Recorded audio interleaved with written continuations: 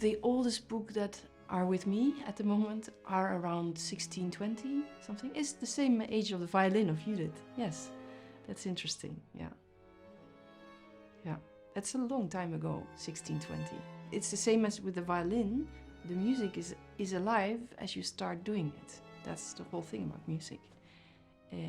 So it can stay in the book for hundreds of years, and if nobody touches it, nothing is happening. As soon as a person starts to be interested and make it and do it, it's alive, it's there. Over the years I found out that I like old things, like old trees or old city center, old houses, and I also like the old books, and I started to collect them without really knowing why I was doing. And in the beginning, when I started to collect these old books about Gregorian chant, I didn't really know what I was looking at, but I was just looking every page.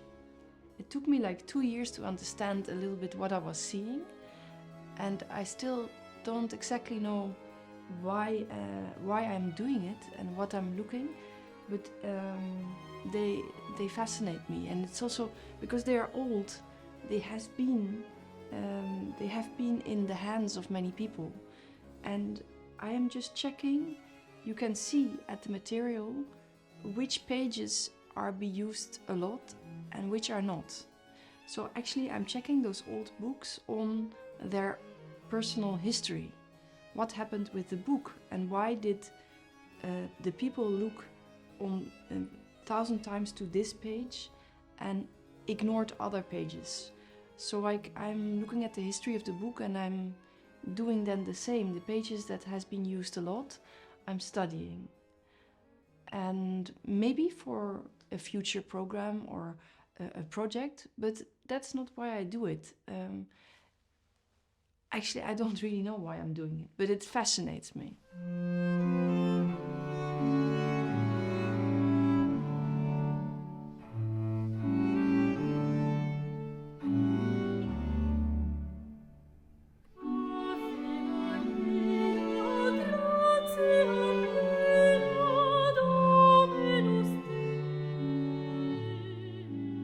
Organ is a big instrument, but at the same time, because I sit in the middle, you feel like a big blanket. It's like very warm feeling that you can feel the sound around me.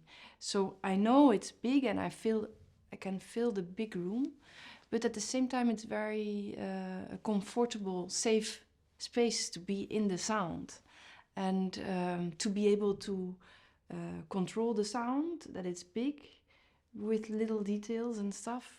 Yeah, it is big, and it's also, I mean, this organ in Kuik, it's like a car that can move very fast.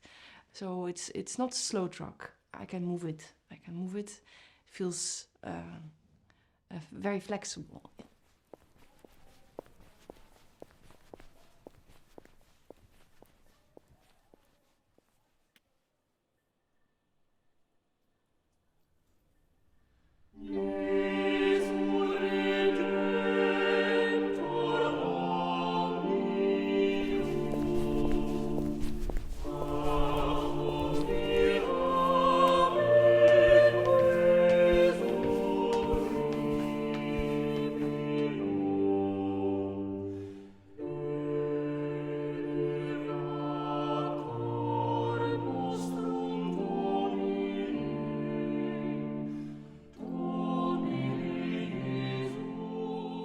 The church in Kuik is very important to me, maybe also because of the amount of hours I've been practicing there.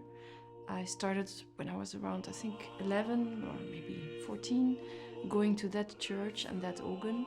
And of course, the church and the organ, you cannot separate. They are together. The organ is very old. It's from the 17th century. The church is a little bit newer. But I've been there many hours in an internal conversation with the instrument. I've been playing there. Also when I was studying at the conservatoire, I was always there.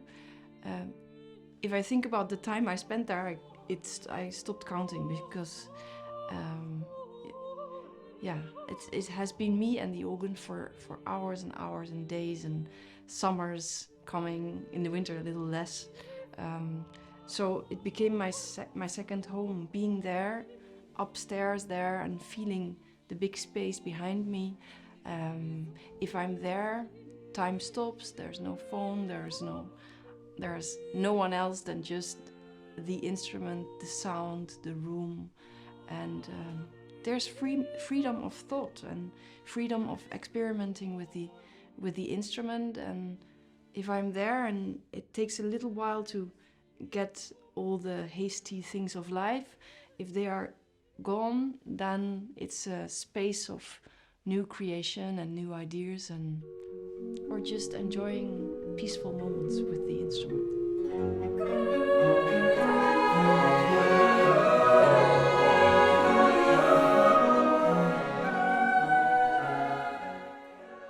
When we started Holland Baroque, it was a very beautiful time with a lot of dreams and an incredibly strong motivation.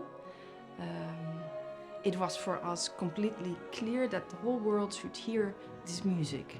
I feel a little bit more shy about that now, but going back to that remembrance of that energy and that motivation, that's a good feeling to think about it. And it's beautiful when young people fight for the beauty and that music has to be there. And I see now people who are at the same age, and I only can be super happy that still young people have that same energy and that it stays, because it's not always easy, but music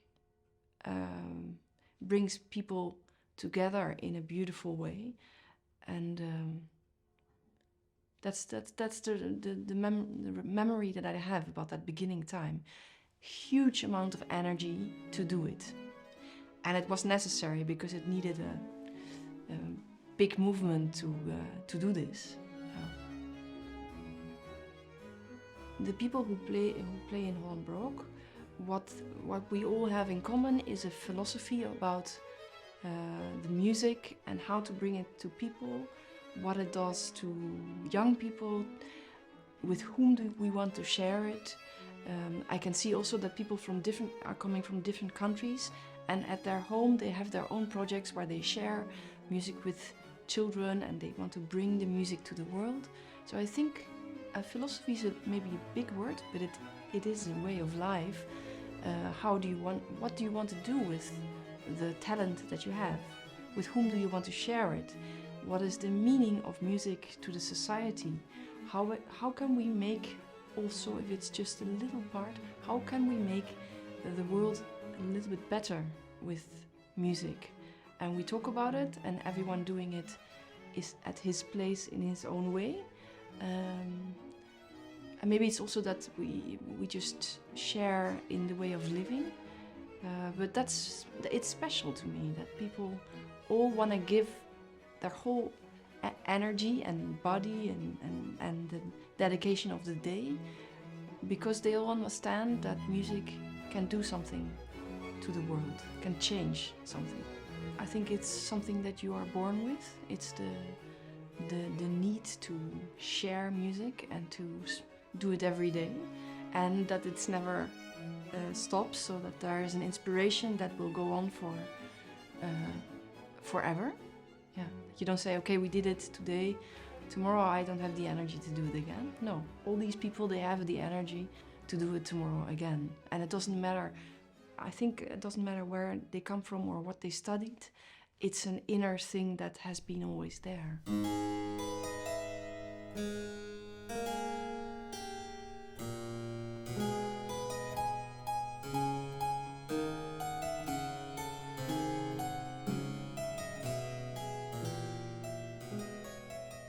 The books, they begin with rules. You have to sing this, you have to sing that, you have to do this, you have to do that.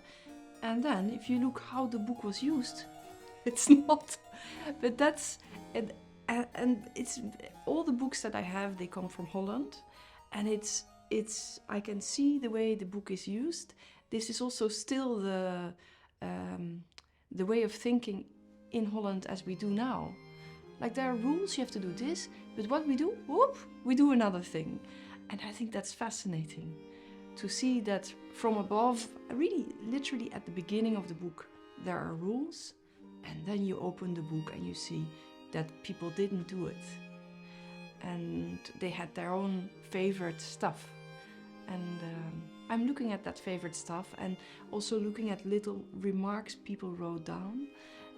It's like I'm trying to talk with the past and trying to find... Sometimes I also would like to find, hello Tineke, yes, you're a little note to me, which is not coming, of course, but if I confess I'm looking a little bit also for that. Who knows?